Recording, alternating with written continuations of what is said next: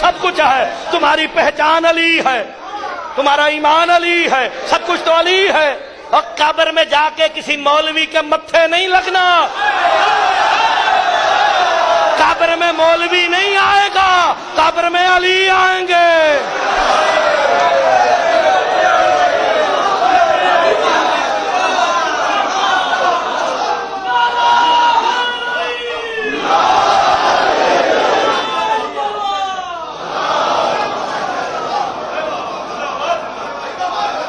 قبر میں یہ نہیں پوچھا جائے گا تیرا مولوی کون ہے۔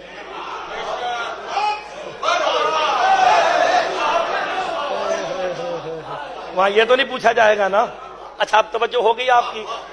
مجھے نا پاکستان میں، لندن میں، یورپ میں کہتے ہیں یہ باتوں کی فیکٹری ہے۔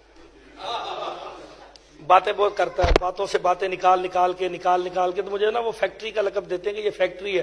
تو میں نے ابھی فیکٹری کا دروازہ کھولنے لگا ہوں تو پھر باتیں شروع کرنے لگا ہوں۔ تو ایک ترجمہ ذرا غور سے سن لیں۔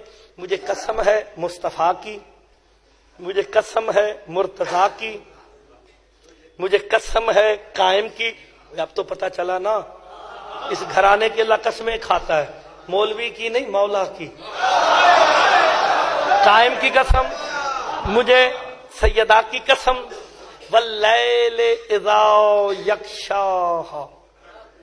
ٹھیک ہو گیا جناب؟ اب اگلا جملہ میرے لیے بڑا قیمتی ہے، میری جان سے زیادہ قیمتی ہے۔ والشمس والضحاہا والقمر اذا تلاہا والنہار اذا جلاہا واللیل اذا یغشاہا والسماء وما بناہا۔ اللہ کہتا مجھے آسمانوں کی قسم اور ان کے بنانے والوں کی قسم ہے۔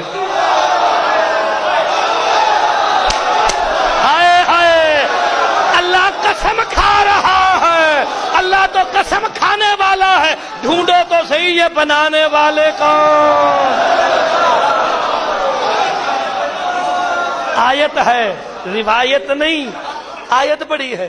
والسماء وما بناہا، آگے پھر آئے سن لو، والارض وما طحاہا۔ مجھے قسم ہے زمین کی اور اس کے بچھانے والے کی۔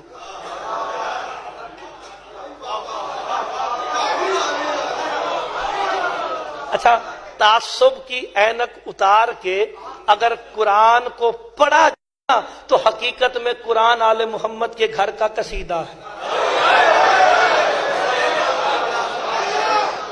اور نہیں فرما رہے قرآن اہل بیت کے گھر